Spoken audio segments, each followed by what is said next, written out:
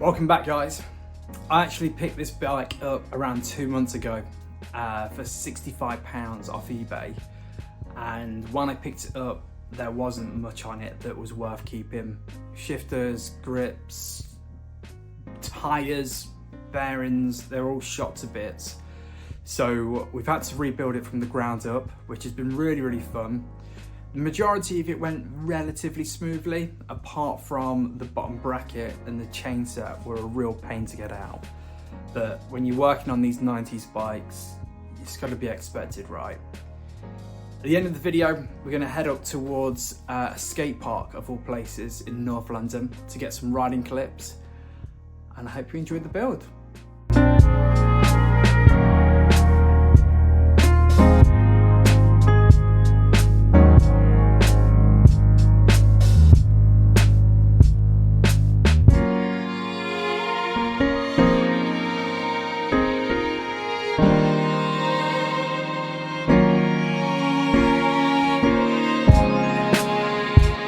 So let's get this bike stripped down.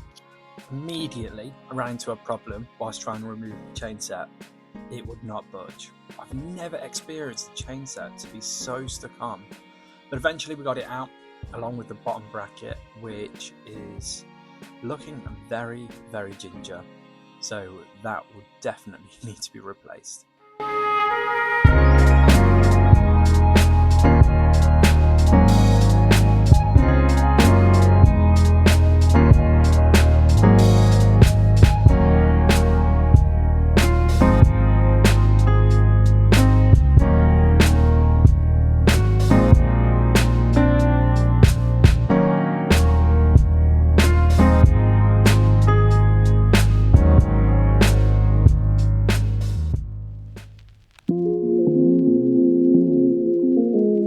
Finding good 26-inch wheels is near on impossible, especially with rim brakes and a cassette.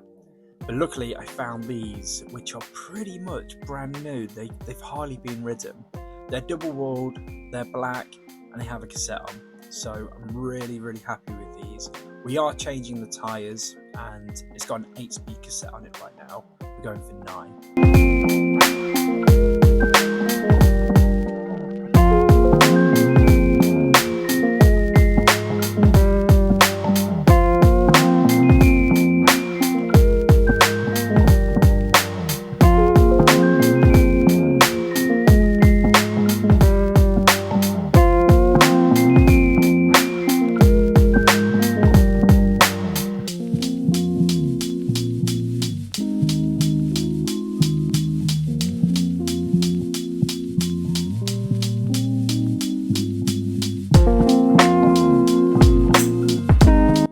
I've replaced the headset with a sealed unit. In my opinion, sealed units feel so much better. They last way longer and there's less maintenance involved with it, so it's a win-win.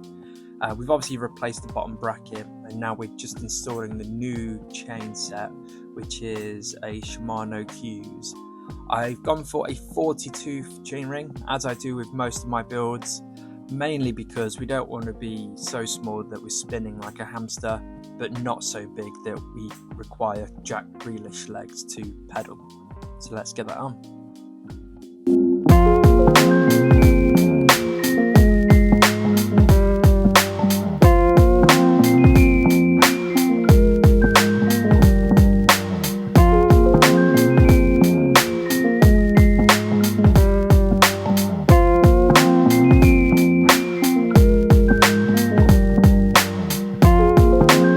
So we're going for a BMX stem, which I was struggling to work out what colour to go for. I went for silver, but in the end we actually changed it back to black. But in order for this to fit on the bike, we have to use a stem adapter to go from the classic quilled threaded thing to what we're using today. So let's get that installed.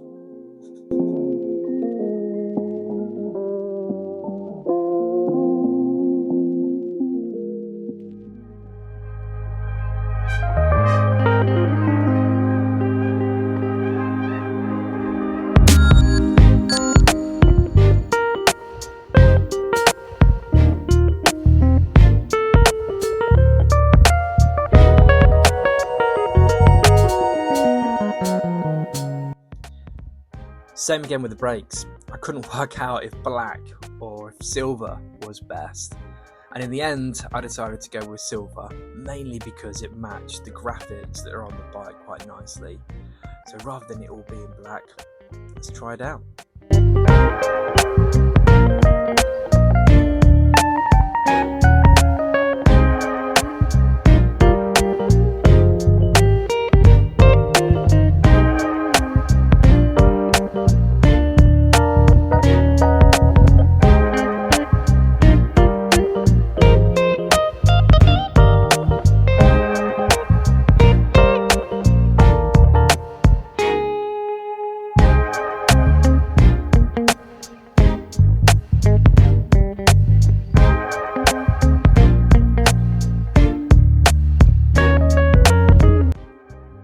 So for the gearing, we're going for the Shimano Alivio 9-speed, and this is a bit controversial, but we're also going for the Avid brake levers. I know we've got Shimano V-brakes, but the Shimano V-brake levers, in my opinion, they don't look great. The Avid ones, they look amazing, and they feel so good as well.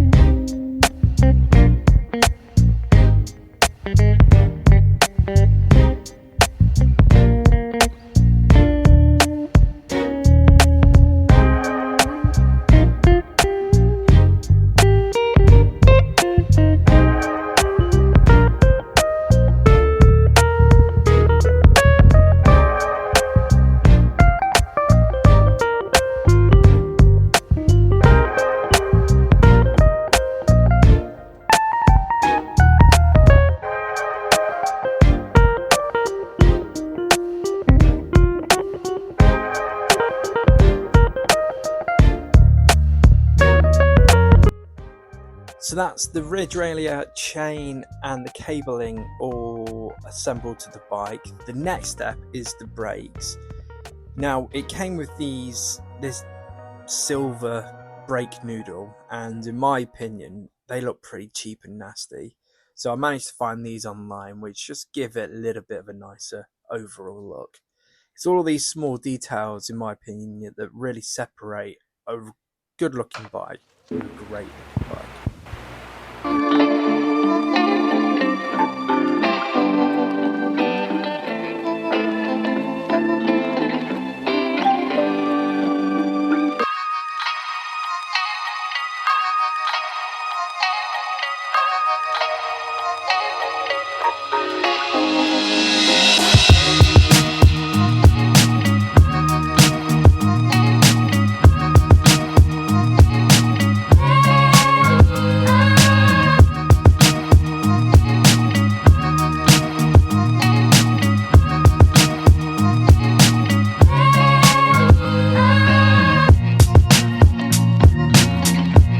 So we're going to go for a black seat post, and trying to get hold of a good looking seat that's in keeping with the theme of this bike is really difficult.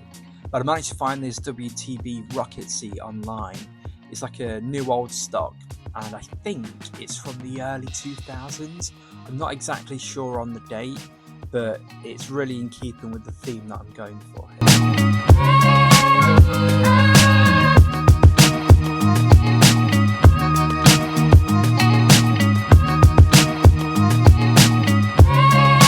So when installing these new Maxxis tyres, I spotted that the rim tape had completely perished, which isn't a problem because I actually prefer using electrical tape. It's something that I've used literally all my life and I've never had any issues with it. And I actually feel that it does a better job than rim tape because it sticks to the surface of the rim rather than it moving around. So let's get that installed.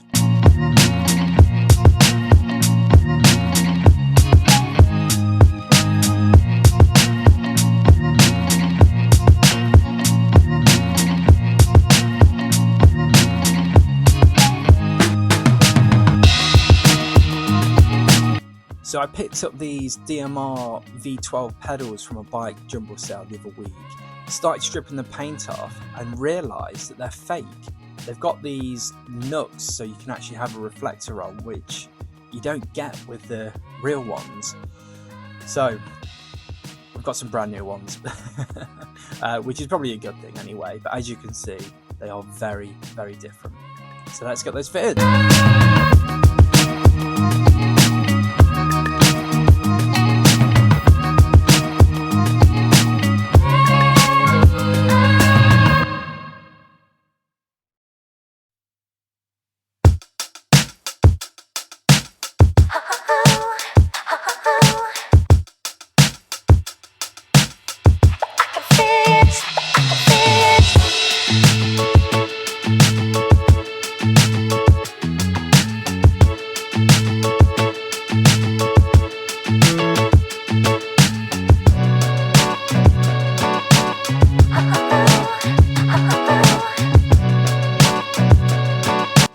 These are the best grips in the world, in my opinion.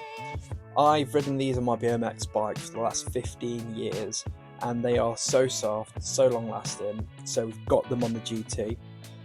I couldn't work out if the silver stem or the black stem was going to work better, and in the end, we've decided to go for the black one. I think I made the right decision. Let me know your thoughts. And then finally, the next step is to get it in the bike stand, run over the gears, set up the brakes, and I think we're done.